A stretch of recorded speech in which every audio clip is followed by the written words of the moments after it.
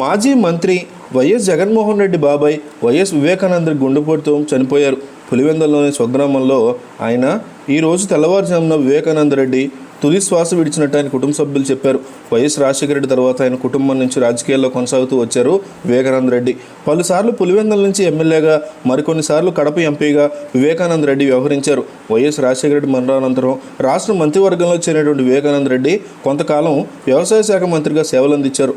ఆ తర్వాత కాంగ్రెస్ను వీడి వైకాపాలో చేరినటువంటి వైఎస్ వివేకానంద రెడ్డి కడప స్థానిక సంస్థ కోట ఎమ్మెల్సీ ఎన్నికల్లో పోటీ చేసి పరాజయం పాలయ్యారు. కొద్ది రోజులుగా వైఎస్ జగన్మోహన్ రెడ్డితోనే ఉంటూ వైకాపా వ్యవహారం చక్కబెడుతున్నటువంటి వివేకానంద రెడ్డి హఠాన్ మరణం పార్టీ శ్రేణుల్ని దిగ్భ్రాంతికి గురిచేసింది. గతంలో ఉమ్మడి ఆంధ్రప్రదేశ్ మంత్రిగా, ఎంపీగా, ఎమ్మెల్యేగా, ఎమ్మెల్సీగా వివేకానంద రెడ్డి పనిచేశారు. వైఎస్ వివేకానంద రెడ్డి 1950 ఆగస్టు 8న పులివెందుల్లో జన్మించారు. వైఎస్ఆర్కి వివేకానంద రెడ్డి చిన్న తమ్ముడు. 1989-94లో పులివెందుల నుంచి వైఎస్ వివేకానంద రెడ్డి ఎమ్మెల్యేగా గెలుపొందారు. 99-2004లో కడప పార్లమెంట్ స్థానం నుంచి ఎంపీగా ఎన్నికయ్యారు. ఆ తర్వాత 2009లో ఎమ్మెల్సీగా బాధ్యతలు చేపట్టారు. వ్యవసాయ శాఖ మంత్రిగా కూడా పనిచేశారు.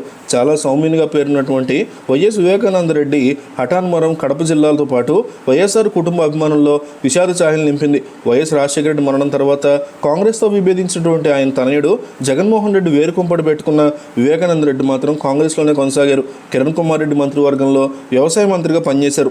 గతంలో కడప నుంచి ఎంపీగా విజయం సాధించారు.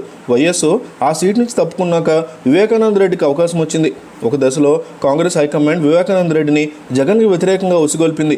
వైఎస్ వివేకానంద రెడ్డి మృతిపై అనుమానం వ్యక్తం చేస్తూ ఆయన పిఏ కృష్ణారెడ్డి పోలీసులకు ఫిర్యాదు చేశారు. దీంతో పోలీసులు అనుమానాస్పద మృతిగా కేసు నమోదు చేసుకుని దర్యాప్తు చేస్తున్నారు. పిఏ ఫిర్యాదు ఆధారంగా పోలీసులు విచారణ జరుపుతున్నారు. రక్తపు మడుగులో పడి ఉండడం, తలకి చెయ్యికి బలమైన గాయాలు కావడంతో పలు అనుమానాలు వ్యక్తమవుతున్నాయి.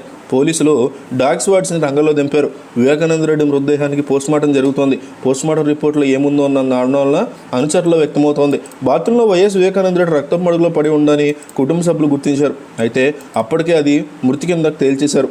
అయితే ఆయన మృతిపై ఫిర్యాదులో ఏముందనేది సోషల్ మీడియాలో ఒక లేఖ వైరల్ అవుతోంది.